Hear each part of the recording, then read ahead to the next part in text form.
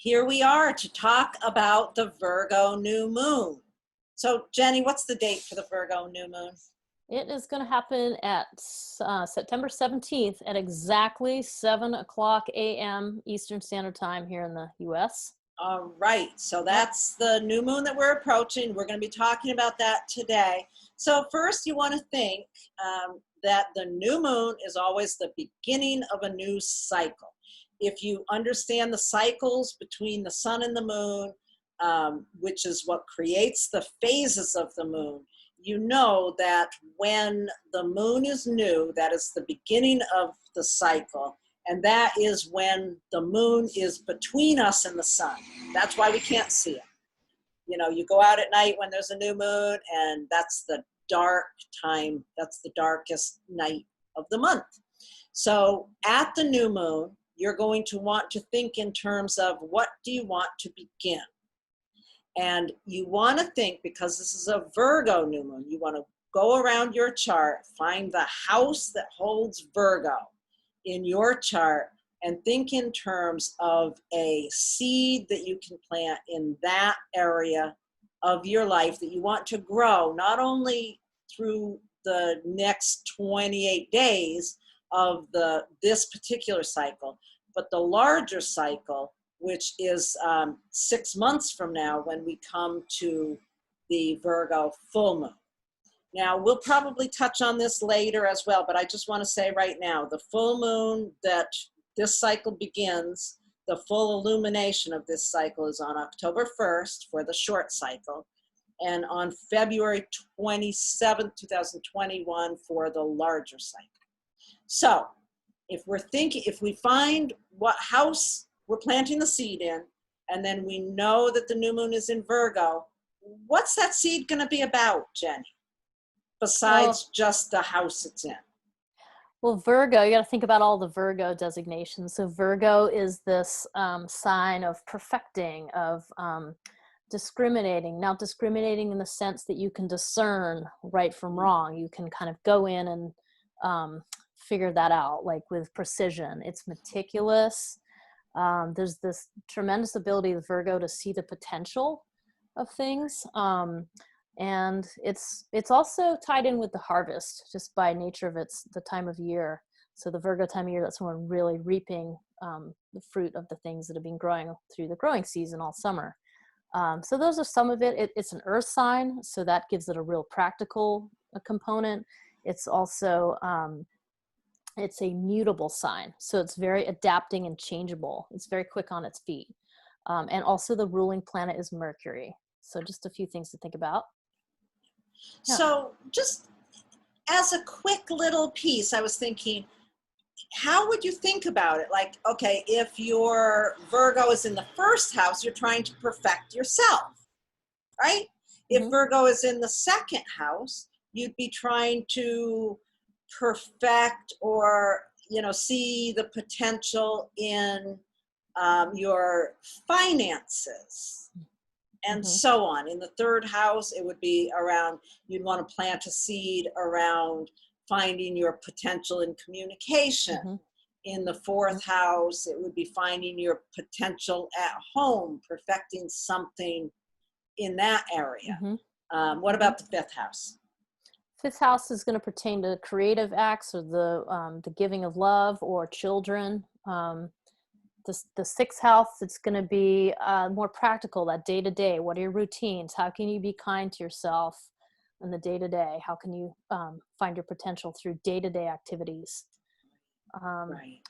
And seventh house, you'd want to think about your potential in relationship and how you want to develop that potential over the next month and the next 6 months. So wherever it falls, eighth house, it would be some way of planting a seed to perfect or find your potential in understanding other people's approach to deep issues. In the ninth house, it would be finding the potential in growing understanding about other structures in the world through travel, probably not travel in the middle of COVID, but Maybe some that people higher maybe. education. Higher Yeah, something. education. Yeah. Yeah, you might want to think about what potential, what do you want to study next? Or Mhm. if it's in your 10th house, what's the potential you need to plant a seed around your career? In 11th house, what's the potential that you can create in your community to build support for your life? And in the 12th house, you'd be building, what do you think in the 12th house, Jenny? Oh, this 12th house is always fun to talk about, isn't it? I love There's it. that sense of surrender. So I think it's, Yeah. what can you surrender that will allow space for other things? So there's something about Interesting. that. Yep. Interesting. Or planting a seed to, I think somehow what's hidden in your subconscious. What seed could you plant that you could see the potential of what's hidden in there that you haven't dug out yet? Mm-hmm. Okay. Anyway, Yeah. I just That's a thought good that would summary. be fun Yeah. to go through and think about that for all of you. So yeah, really think about where that falls in your chart and what you want to work with over this cycle. Well, since we're on the topic, do you have any thoughts about where it is for you? Like I what mean, it's in the first house. Yeah. So it's very much about, I guess, yeah, working with that potential of what I have to offer. Yeah. What about you? Yeah. It's in the third house. So it's all the writing and those kinds of things, communicating. There's a lot of levels of communication I'm engaged in right now because of all the things that are going on in my life. So Yeah, and definitely planting a seed. So right, and it writing. could have something to do with your relationship with a sibling too in that third house. So and quite honestly, just communicating with her more. So yeah. which is happening right now anyway. So more of that. All right. Yeah. Okay. All right. So let's pull up the chart itself. Okay. And we'll talk about a little deeper level of what's going on with this particular new moon. Is a really interesting one. We've been talking about it for a little while, looking at it, and it's pretty exciting. So it's a fascinating chart. it really is.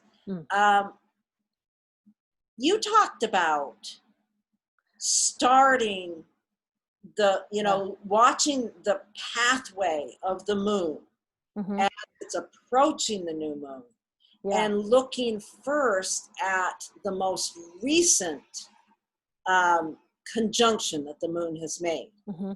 So, through the zodiac, the planets are going counterclockwise. On the daily path of the sun rising over the horizon, it's going clockwise. That takes a little getting used to. So when the sun rises in the morning, it's coming up over the horizon in this way. But the planets in their path around the zodiac are going this way. So when we look to see what planet did the moon touch off most recently, we see that it was Venus, right? Uh-oh. Right.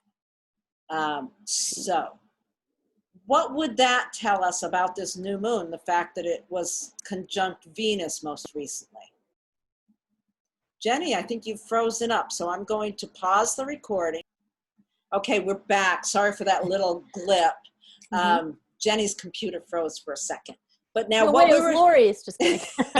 What we were talking about was that where we're going to start the conversation of the journey of the moon is we're going to think about the fact that most recently the moon conjuncted Venus. So what would that suggest to us about this new moon and where we're at right now?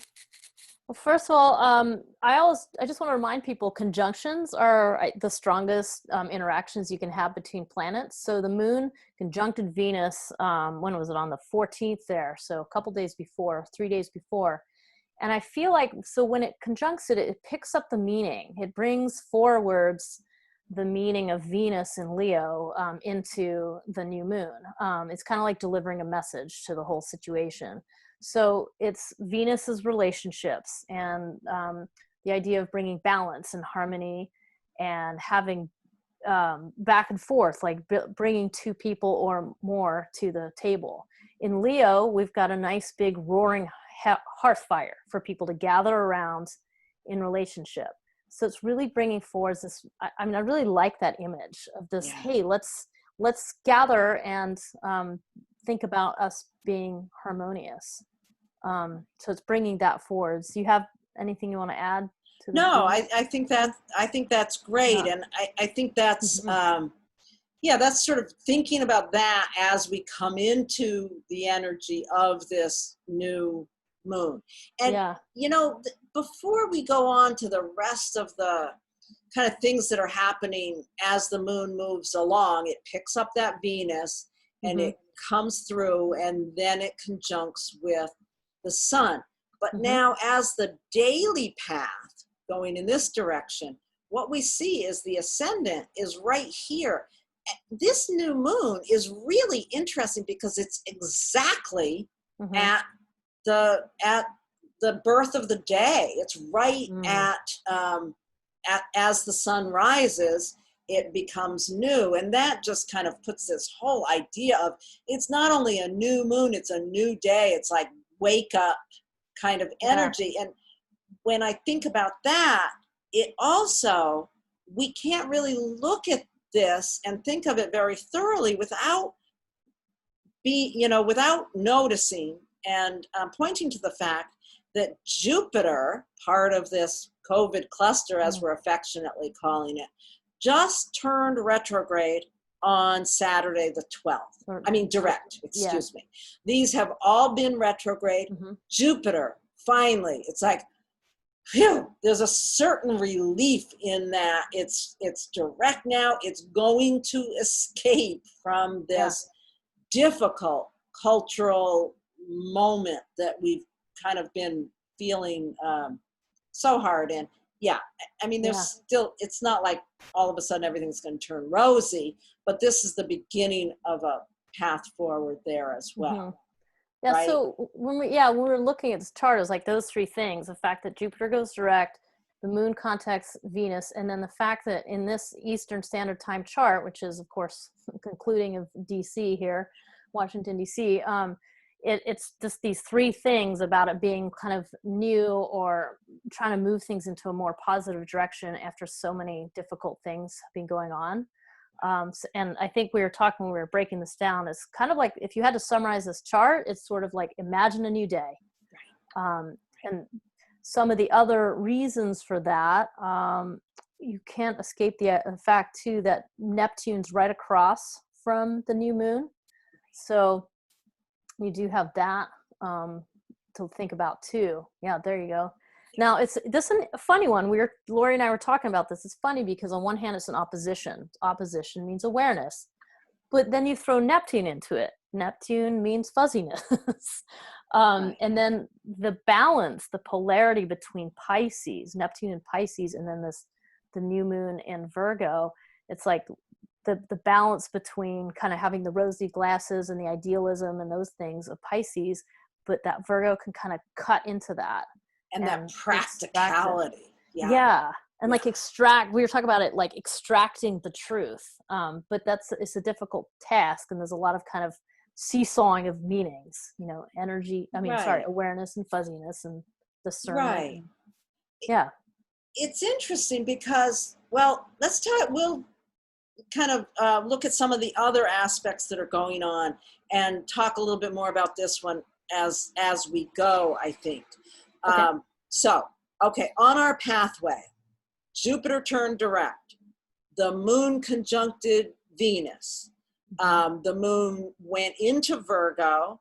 And then the next aspect that was made was, and let me draw it out here, the moon trine Uranus. Mm. Is that right? Yep, that's correct. The You moon got it. trine Uranus. Mm-hmm. And then right after that, or very Mm. shortly after that, the moon trine Jupiter. Mm. And then that opposition to Neptune. Mm. And then it trines Pluto. And then it Mm. will trine Saturn shortly after, Mm-hmm. right? Yeah, so the Okay, picture yeah. you just drew is the picture, which is great, is a picture of like leading up to the new moon. Right. and with the exception of the Saturn trine.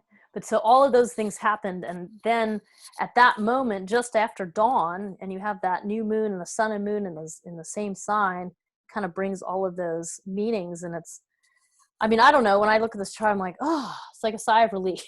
There is a real sigh of relief, and I love that. Imagine a new world. I think that's really, this really is, with the trining all those challenging planets there in Capricorn. It's like planting a seed to release us from some of this difficulty we've been in the middle of. And yet there's that challenge of what we can see, but we can't quite decipher. And what this really brings to my mind is the all the conspiracy theory stuff that's out there running rampant in the culture. But I think this opposition at this new moon allows us that discernment of Virgo to see through that if we do it in the proper way. Now, if we spend this new moon, drinking or gossiping with our friends, we're going to continue going down that rabbit hole of all those conspiracy theories. If we use Neptune in a higher level of it, if we sit down on our meditation cushion, or use it in creating imaginative beauty of some sort, then we have the ability to really cut through, like you said, and see, discern what's true and what's not. Yeah, you're reminding me too. I had this conversation the other day too about part of the struggle we're having is that when you go on social media and you look at certain things, well, then guess what keeps coming to you based on those algorithms? The same type of information. So the problem with that is that you never get to kind of critically think for yourself across the spectrum of news because you're getting fed the same thing. And I think one of the meanings of this chart is to say, hey, have the conversation with the person. Like, don't go through social media. Think about trying to actually have a real conversation about each other's points of views, because there's more and more divisiveness going on. And to me, the Venus is the opposite of divisiveness. The Venus is like, hey, let's come together and talk about this. Like, come and sit by the fire and like have this conversation. It's kind of the symbolism of it, because that's what's missing. And we're all hiding behind our screens, which you could kind of look at as maybe that's what Neptune's kind of saying. But if you get out and you have conversations, you might be really surprised that you actually have more in common than you thought with people. Or if you and if you really pay attention and understand that people have a reason for their beliefs. And if their beliefs are totally contrary to yours, you're not going to make sense of it until you start paying attention and asking questions in a respectful manner. Absolutely. One of the things I love that you brought up, what you like on social media is what you're fed. And I think it's really important to understand that other people who think differently than you are fed information that's very different than yours. And sometimes I will very consciously go into, like, the person on my social media that I know is the farthest from me in belief system. I'll go to their page and start scrolling down and looking at what they see.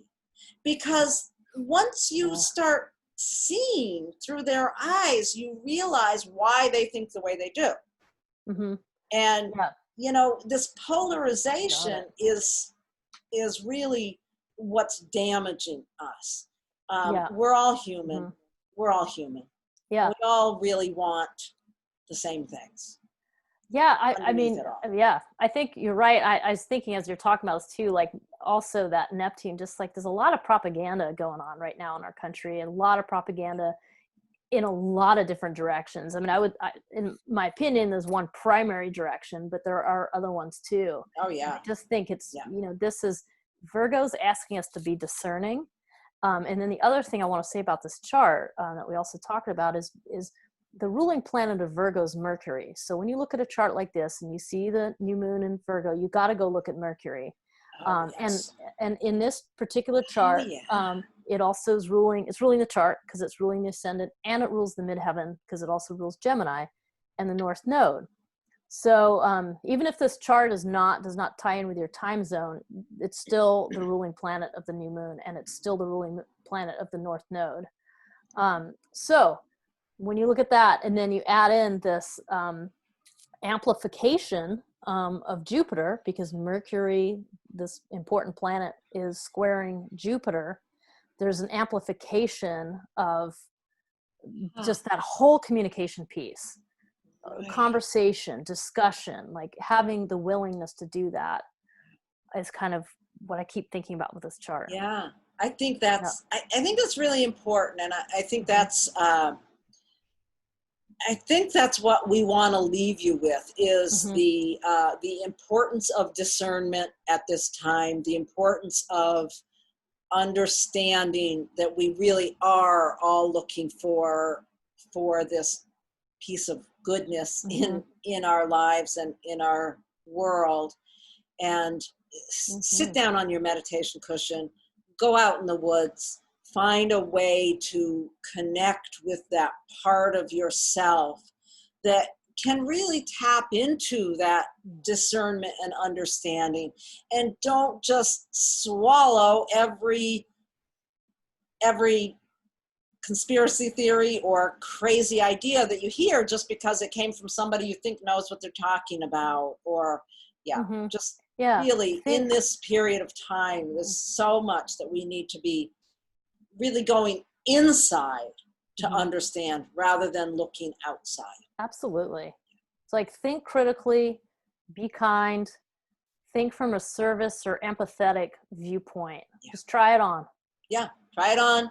Yep. Find what house that Virgo new moon is in and plant a seed of discernment and potential, and work with this one. Make sure you do your new moon video. That will be, my little idea of a new moon video will be new moon ritual will be posted on the website and social media as well.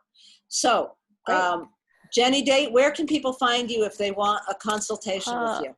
Find me at hiddenpathastrology.com. And also you'll see my posting of the write-up for the Virgo New Moon on my website and on my blog. So awesome. Yeah. Okay. Okay. All right. And you can find me at astrolore.org, not .com.org. All right. Thank you, Jenny, for doing this together. This is super fun. Thank you, Laurie. Thanks, everybody. All right. Bye-bye. Bye.